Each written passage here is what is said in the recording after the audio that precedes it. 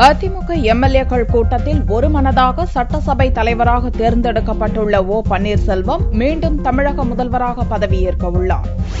அதிமுக பொதுச் செயலாளர் ஜெயலலிதாவின் சிறை தண்டனையை தொடர்ந்து புதிய முதல்வரை தேர்ந்தெடுக்க பெங்களூருவில் ஆலோசனை நடந்தது. இதைத் தொடர்ந்து அதிமுக கொறடா திருச்சி மனோகரன் அழைப்பின் பேரில் கட்சி தலைமை அலுவலகத்தில் அனைத்து எம்எல்ஏக்களும் அவசர கூட்டத்தில் கலந்து கொண்டனர். பெங்களூருவில் முகாமிட்டிருந்த ஓ பன்னீர்செல்வம், நத்தம் விஸ்வநாதன், வைத்திலிங்கம் உள்ளிட்ட அமைச்சர்களும் உடனடியாக சென்னை திரும்பினர். சென்னை ராயப்பேட்டையில் உள்ள அதிமுக தலைமை அலுவலகத்தில் கட்சி எம்எல்ஏக்களின் கூட்டம் ஞாயிறன்று பிற்பகல் 3:20 மணியளவில் கூடியது.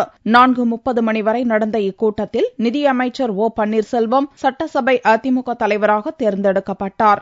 எம்எல்ஏக்கள் கூட்டம் நடைபெறுவதை முன்னிட்டு அதிமுக தொண்டர்கள் கட்சி அலுவலகத்தில் திரண்டனர். ஜெயலலிதாவை வாழ்த்தி கோஷமிட்டவர்கள் கருணாநிதி, சுப்பிரமணிய சாமிக்கு எதிராகவும் முழங்கினர். இந்நிலையில் எம்எல்ஏக்கள் கூட்டத்தை முடித்துக் கொண்டு கட்சி அலுவலகத்தில் இருந்து ஓ பன்னீர்செல்வம், நத்தம் விஸ்வநாதன், வைத்திலிங்கம், எடப்பாடி பழனிசாமி உள்ளிட்டோர் போயஸ் தோட்டம் சென்றனர். அங்கு சிறிது நேரம் ஆலோசனை நடத்திவிட்டு கவர்னர் ரோசையாவை சந்திக்க ராஜ்பவனுக்கு புறப்பட்டுச் சென்றனர். ராஜ்பவனில் கவர்னர் ரோசையாவை சந்தித்த ஓ பன்னீர்செல்வம் அதிமுக எம்எல்ஏக்கள் கூட்டத்தின் முடிவை தெரியப்படுத்தினார். சட்டசபை அதிமுக தலைவராக தான் தேர்ந்தெடுக்கப்பட்டதற்கான கடிதத்தை கவர்னரிடம் பன்னீர்செல்வம் அளித்தார். கடந்த 2001ஆம் ஆண்டு முதல்வராக இருந்த ஜெயலலிதாவின் பதவியேற்பு செல்லாது என்று உச்சநீதிமன்றம் தீர்ப்பளித்த போது 2001ஆம் ஆண்டு செப்டம்பர் முதல் 2002 மார்ச் மாதம் வரை தமிழக முதல்வராக ஓ பன்னீர்செல்வம் பதவி வகித்தார் என்பது குறிப்பிடத்தக்கது.